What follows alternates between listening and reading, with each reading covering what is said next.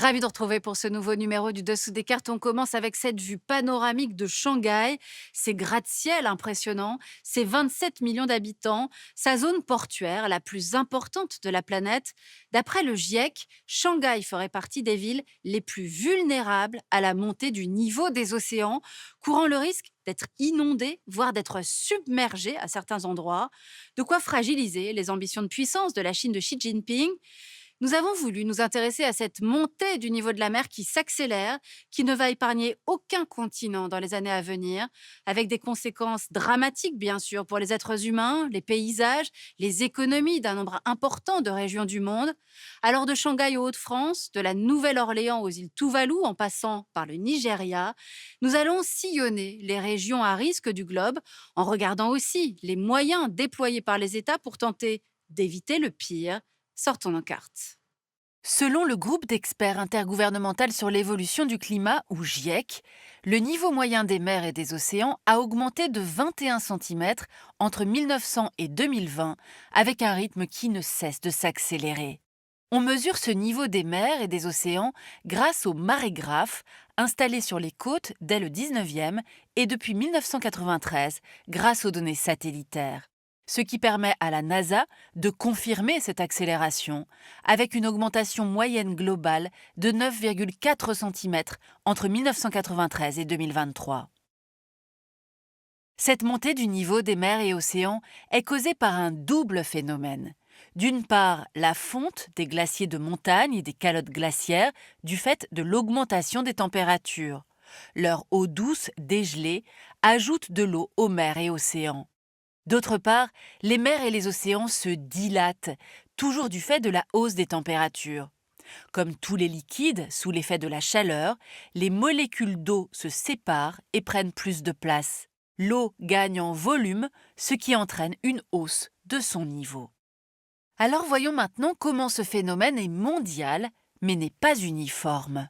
On voit sur ce globe l'évolution de la hauteur de la surface des mers et des océans entre 1993 et 2023.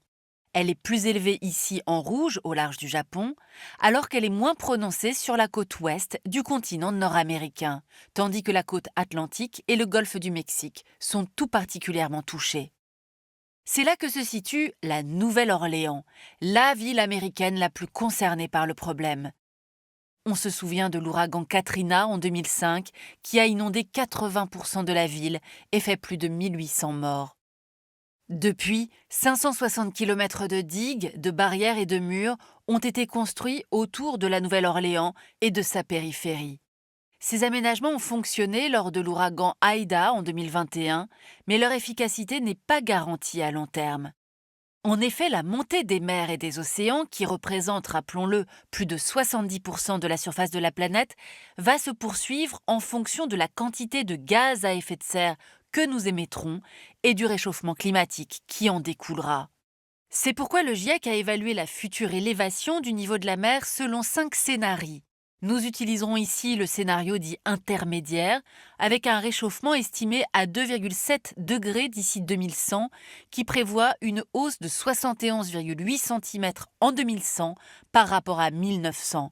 Notons que ce scénario ne serait possible que si les pays suivaient les engagements pris en 2015 dans le cadre de l'accord de Paris.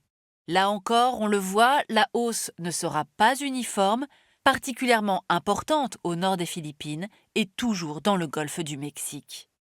Les conséquences de ces hausses sont multiples. Certaines zones côtières seront inondées de façon permanente, tandis que d'autres seront submergées temporairement lors des marées hautes. Cela entraînera la salinisation des stocks d'eau douce, l'érosion accélérée des littoraux, la destruction des écosystèmes côtiers et des infrastructures, réduisant l'espace vital ainsi que les ressources en eau et en nourriture des populations. De plus, la température plus élevée de l'eau conduira à des catastrophes naturelles de plus en plus violentes. On l'aura compris, la montée des eaux sera donc l'une des conséquences majeures du dérèglement climatique dans les années à venir pour les êtres humains. Et même si différents scénarios sont possibles suivant l'engagement des États, on peut d'ores et déjà faire un tour du monde des situations et des stratégies d'adaptation mises en place, vous allez voir, dans quelques pays. La hausse du niveau des mers et des océans constitue une menace majeure pour les pays abritant des régions côtières situées à moins de 10 mètres au-dessus du niveau moyen de la mer, ce que l'on appelle les Low Elevation Coastal Zones. Ces zones concentrent 11% de la population mondiale et 14% du PIB mondial. Parmi les pays abritant ces zones, la menace est plus importante pour les petits États insulaires en développement, notamment dans le Pacifique Sud. Prenons l'exemple des Tuvalu, composés uniquement d'atolls et d'îles récifales. Fongafale, le plus grand îlot de l'atoll de Funafuti, concentre 63% des 11 500 habitants des Tuvalu sur 1,6 km².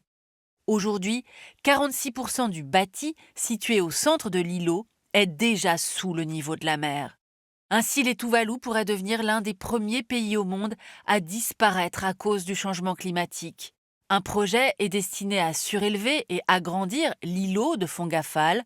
Pour le réaliser, un ministre des Tuvalu a requis des financements internationaux, annonçant que les îles voulaient devenir la première nation dématérialisée dans un espace virtuel afin de conserver son histoire, ses langues, ses traditions et ses services publics, à défaut de survivre. Parmi les autres pays aux régions côtières de faible altitude, la menace est plus importante pour ceux qui abritent des mégapoles sur leurs côtes. Shanghai en est l'exemple le plus marquant, car c'est l'une des principales zones à risque du monde, on l'a vu. En plus de ses 27 millions d'habitants, elle abrite le premier centre financier chinois et le premier port à containers du monde. Dans le cadre du scénario intermédiaire du GIEC, la quasi-totalité de la mégapole sera concernée par la hausse du niveau de la mer et les inondations annuelles en 2050. Alors, pour s'adapter au risque d'inondation, le gouvernement municipal construit des digues et applique le concept de ville-éponge. Ainsi, dans le nouveau quartier de Lingang, au sud-est de la ville, les rues sont équipées de matériaux pouvant absorber l'eau. D'une façon plus globale, la Chine est l'un des pays les plus exposés à l'élévation du niveau de la mer, avec un littoral de 18 000 km, sans compter les îles. C'est aussi l'un des plus vulnérables, car plus de 40% de la population et 60% de l'industrie sont situés dans des zones côtières de faible altitude. La Chine est le premier pays en termes de nombre d'individus exposés à un risque d'inondation annuelle en 2050, avec près de 59 millions de personnes. Vient ensuite le Bangladesh, où ce sont 22 millions de personnes qui pourraient être exposées à ce risque, puis le Vietnam, l'Inde, la Thaïlande, l'Indonésie, les Pays-Bas, le Japon, la Birmanie et les Philippines. On le voit, la montée des eaux aura des effets plus importants en Asie, mais dans cette liste, il y a aussi un pays européen sur lequel on va s'attarder, les Pays-Bas. Aux Pays-Bas, voici les territoires qui pourraient se situer sous le niveau de la mer et celui des inondations annuelles en 2050, dans le cadre toujours du scénario intermédiaire du GIEC. Le pays est devenu un pionnier dans le domaine de l'adaptation à la montée des eaux depuis les inondations de 1953 qui avaient fait 1800 morts. S'en est suivi le plan Delta, destiné à rehausser certaines digues et à en construire de nouvelles. Un ouvrage majeur est le barrage de l'Escaut oriental, inauguré en 1986 et qui s'étend sur 9 km. Ces 65 piliers sont dotés de glissières qui se referment en cas de grande marée ou de tempête. Les Néerlandais cherchent aussi à prévenir les risques dès la conception des villes, comme à Rotterdam. Situé dans le delta du Rhin, le premier port de l'Union européenne, deuxième plus grande ville du pays, est particulièrement exposé, certaines zones étant à 6 mètres sous le niveau de la mer. On y trouve donc des toits végétalisés pour retenir l'humidité, des jardins publics pouvant se transformer en lacs, des parkings pouvant se convertir en cuves de récupération des eaux. Dans la suite du classement, en termes de nombre d'individus exposés à un risque d'inondation annuelle en 2050, on trouve aussi l'Irak, où se situe le delta commun du Tigre et de l'Euphrate, le Brésil, on retrouve aussi les États-Unis, avec 2 millions de personnes exposées, ainsi que 4 pays européens et 5 pays africains. L'Afrique de l'Ouest est particulièrement exposée car ses côtes sont des zones sableuses et très basses, ce qui les rend très mobiles, sujettes à l'érosion, et elles s'inondent rapidement. Cette région est d'autant plus vulnérable que les zones côtières concentrent un tiers de la population et plus de 40% du PIB de la région. Au Nigeria, ce sont 4,2 millions de personnes qui sont exposées.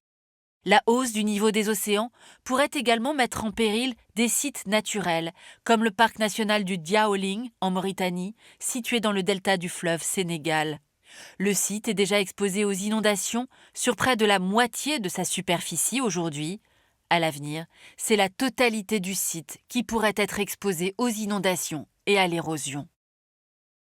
Et terminons cette émission dans les Hauts-de-France. Les villes de Boulogne-sur-Mer, Calais, Dunkerque, Saint-Omer seraient menacées par la submersion marine à l'horizon 2100, avec un scénario qui n'est pourtant pas le plus pessimiste, tablant sur une élévation du niveau de la mer d'1 mètre. 450 000 habitants seraient alors concernés. Ces projections inquiétantes conduisent les élus locaux à se lancer d'ores et déjà dans de grands travaux de prévention, comme à Dunkerque, où la ville a rénové la digue moyennant 13 millions d'euros. Mais combien d'années encore sera-t-elle suffisante si nos émissions de CO2 ne baissent pas davantage? Ce qui reste bien sûr possible si la volonté politique et citoyenne se fait plus forte. Pour aller plus loin, l'un des ouvrages de ce grand spécialiste de la mer, Cyril Coutançais, qui co-signe avec Guillemette Crozet La mer, une infographie chez CNRS Éditions. Ainsi s'achève ce nouveau numéro du Dessous des cartes. Rendez-vous bien sûr la semaine prochaine, même endroit, même heure. Et d'ici là, n'oubliez pas arte.tv et nos réseaux sociaux où vous retrouvez l'ensemble de nos vidéos, mais également notre newsletter. À bientôt.